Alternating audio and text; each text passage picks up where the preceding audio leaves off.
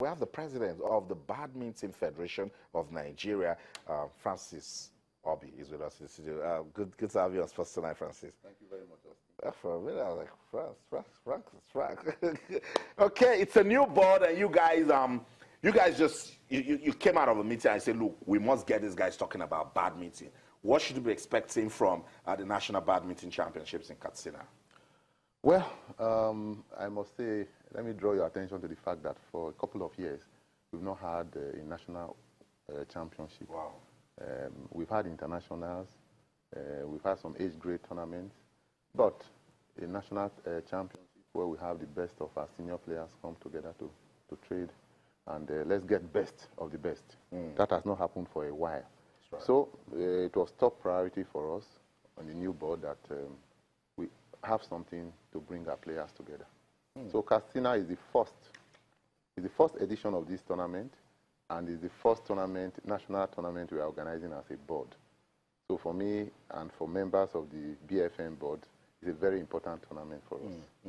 It's a double slam, if you ask me. That's what I'll call it. You guys are trying to give us a grand ending to 2017. But after Katsina, what's next? We come down to Lagos. Wow. For another national championship. So back to back.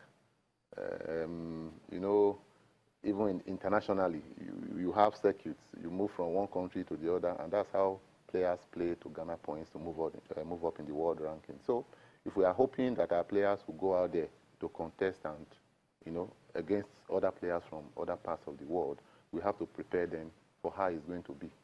So it's not a question of you play one today and then you wait for another 6 months before you play another tournament. No. Give me more details as regards the Katsina Championship. Why Katsina? Does Katsina have the facilities that we need to organize the National Badminton Championship? And is it a location to take players to? Well, why Katsina? You know, in the time of the last board, we got to hear that an individual built a badminton court, 3 courts, a hall, indoor hall for badminton, out of pure love and passion for the game. Wow. We couldn't believe it.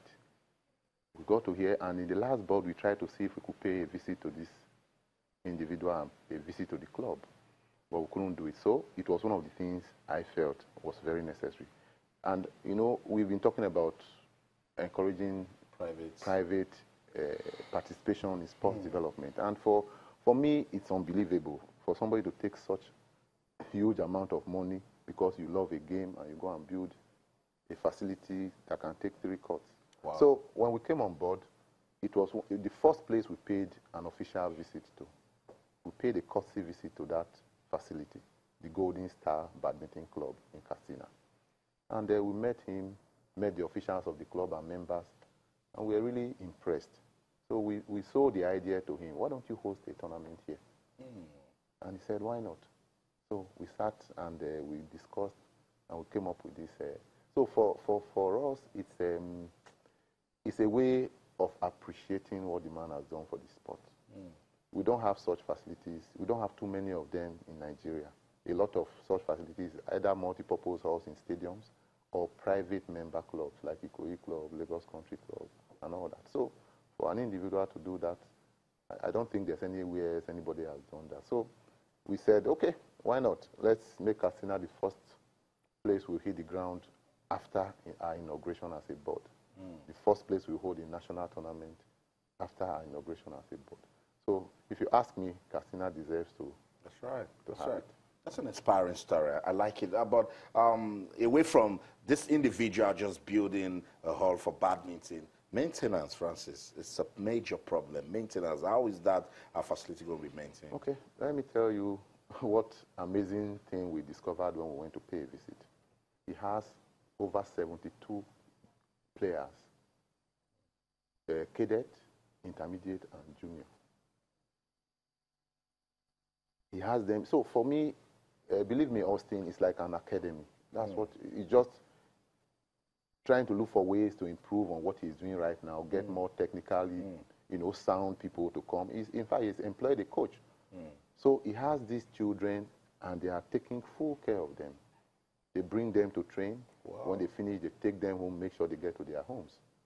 They are subsidizing a lot of things for them. So there's something really great happening in Katsina. And for us, there's no other way to encourage the growth and development of badminton in this country than. So if we have more of such people doing that in different parts of this country, I mean, before you know it, badminton will be a story told everywhere and in every nook and cranny of this country. This is what we want. I like this story. I like this story, and you've done your bit by appreciating this individual.